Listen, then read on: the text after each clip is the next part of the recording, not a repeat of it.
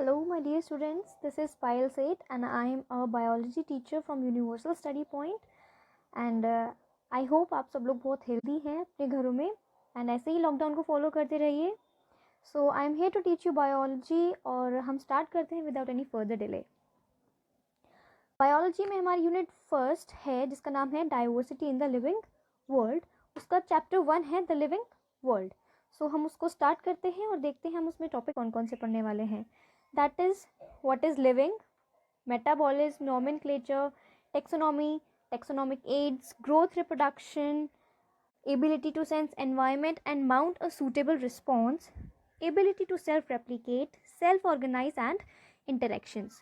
So सबसे पहले हम स्टार्ट करते हैं कि हम सर्च करेंगे कि लिविंग की डिफाइनिंग फीचर्स क्या क्या होते हैं. सो सबसे पहले हम स्टार्ट करते हैं सबसे पहला जो हमने फीचर लिया है वो है ग्रोथ. ग्रोथ क्या है? इंक्रीज इन मास. आपका मास इंक्रीज करे, आपका साइज इंक्रीज करे, उसको ही हमने ग्रोथ कंसिडर किया हुआ है. लिविंग ऑर्गेनिज्म ग्रो करती हैं और यहाँ पर मैंने एक पॉइंट लिखा हुआ है, growth is from inside. Livings में जो ग्रोथ होती है वो इनसाइड, अंदर से होती है.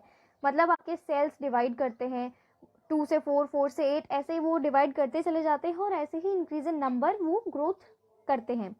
और यहाँ पर एक मैंने हाईलाइटेड लाइन लिखी है ब्लैक कलर से कि नॉन लिविंग ऑब्जेक्ट्स भी ग्रो करते हैं. वो कैसे ग्रो करते हैं? जैसे अगर कोई आपका रॉक है, आपकी माउंटेन है, आपका रॉक है, उस पर धूल मिट्टी इकट्ठी हो रही है और वो मतलब बढ़ रहा है, वो भी अपने साइज में, अपनी हाइट में इंक्रीज हो रहा है. तो मतलब वो भी ग्रो कर रहा है. ठीक है.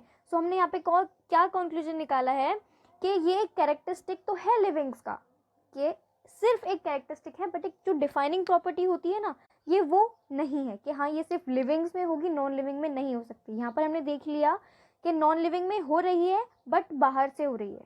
ठीक है. लिविंग में हो रही है, अंदर से हो रही है. एक कैरेक्टरिस्टिक है बट डिफाइनिंग प्रॉपर्टी नहीं है. आई रिपीट, ये कैरेक्टरिस्टिक है बट डिफाइनिंग प्रॉपर्टी नहीं है. सेकेंड कैरेक्टर लिया है हमने reproduction. Reproduction is simply process of producing progeny. इसमें प्रोजेनी का प्रोडक्शन होता है. मल्टी सेलुलर में कैसे होता है, यूनिसेलुलर में कैसे होता है, देखते हैं. मल्टी सेलुलर में एक काफ़ी कॉम्प्लेक्स इसका सिस्टम है, कॉम्प्लेक्स है ये पूरा प्रोसीजर. उसके थ्रू प्रोजेनी आपकी प्रोड्यूस होती है. यूनिसेलुलर में reproduction is synonymous with growth. हमने इसको ग्रोथ के ही इक्विवेलेंट रख दिया कि अमीबा है, उसमें सेल डिवाइड होती है, पेरेंटल बॉडी मतलब पेरेंटल बॉडी जो है आपकी ऑफस्प्रिंग्स में ही चली जाती है. ठीक है. एक सेल ग्रो भी ऐसे ही करती है. सो सेल ग्रोथ को और यूनिसेलुलर में हमने सेल ग्रोथ को और रिप्रोडक्शन को एक ही चीज़ मानी है. ठीक है. और ऐसे बहुत सारे ऑर्गेनिज्म हैं जो रिप्रोड्यूस नहीं करते हैं, जैसे कि आपकी वर्कर बीज हो गई हैं, इनफर्टाइल ह्यूमन कपल्स हो गए हैं, म्यूल्स हो गए हैं, ये रिप्रोड्यूस नहीं करते हैं. सो डियर स्टूडेंट्स, जैसे कि यहाँ पर एक्सेप्शन आ गया है कि mules, infertile couples and worker बीज रिप्रोड्यूस नहीं करती हैं, तो हम यहाँ पे इसको कंक्लूड कर सकते हैं कि जो आपका रिप्रोडक्शन है ये कैरेक्टरिस्टिक फीचर है लिविंग्स का, बट एक डिफाइनिंग प्रॉपर्टी नहीं है. क्या कंक्लूड कर सकते हैं कि ये कैरेक्टरिस्टिक फीचर है लिविंग का, बट एक डिफाइनिंग प्रॉपर्टी नहीं है. सो थर्ड हम यहाँ पे बात करते हैं मेटाबॉलिज्म की. सो टोटल रिएक्शंस, जितनी भी ऑर्गेनिज्म के अंदर जितनी भी केमिकल रिएक्शंस चल रही हैं इनसाइड द बॉडी, वो सब क्या है? मेटाबॉलिज्म. ठीक है. सभी प्लांट्स में, एनिमल्स में, फंजाई, माइक्रो ऑर्गेनिज्म, सब में आपका मेटाबॉलिज्म होता है. किसी भी नॉन लिविंग ऑब्जेक्ट में, किसी भी नॉन लिविंग थिंग में मेटाबॉलिज्म नहीं होता. सो अब हमने क्या कंक्लूड कर दिया, यहाँ पे कोई एक्सेप्शंस ही नहीं है. सो मेटाबॉलिज्म जो है एक डिफाइनिंग फीचर है सभी लिविंग ऑर्गेनिज्म का विदाउट एनी एक्सेप्शंस.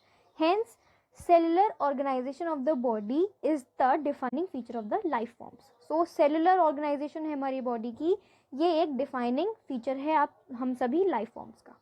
ठीक है. Metabolism is the defining feature. Cellular organization of the body is the defining feature of all the life forms. ठीक है. अब बात करते हैं ability to sense environment.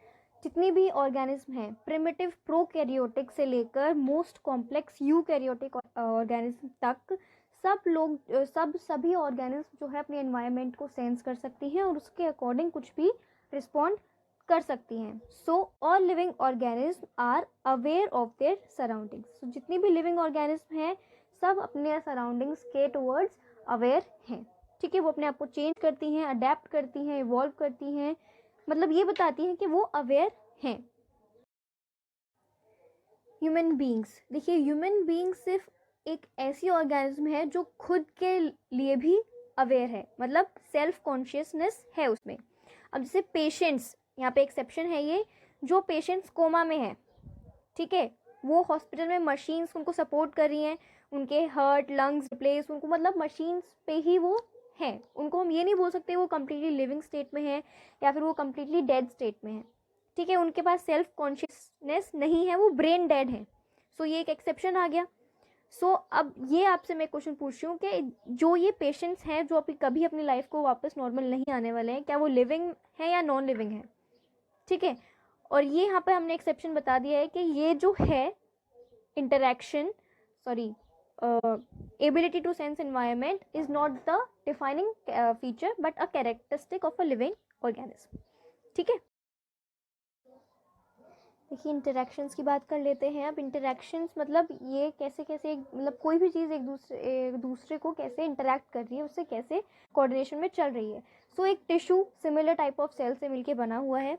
ठीक है, सो अब जो टिश्यू पूरा फंक्शन करेगा वो एक काफ़ी सारे सेल्स मिलके एक साथ फंक्शन कर रहे हैं. सो एक पर्टिकुलर सेल अकेला वो नहीं कर पाएगा. सिमिलरली जितनी भी ऑर्गेनेलीज हैं वो सारी एक साथ काम करके एक सेल्स को बता रही हैं. ठीक है, ये हुआ हमारा इंटरेक्शन. सो अब हमने कंक्लूड क्या किया है, जो अभी तक हमने पूरा पढ़ा है उसका कंक्लूजन ये है कि लिविंग ऑर्गेनिज्म जो हैं सेल्फ रेप्लिकेटिंग है, इवॉल्विंग है, सेल्फ रेगुलेटिंग इंटरैक्टिव सिस्टम्स हैं जो कि कैपेबल हैं किसके, रिस्पॉन्ड करने के लिए एक्सटर्नल स्टिमुलाई. स्टिमुलाई मतलब एक्सटर्नल चेंज को रिस्पॉन्ड करने के लिए ये कैपेबल हैं. So this is a conclusion and ये टॉपिक अभी यहाँ पर ख़त्म होता है. नेक्स्ट हम स्टार्ट करेंगे डाइवर्सिटी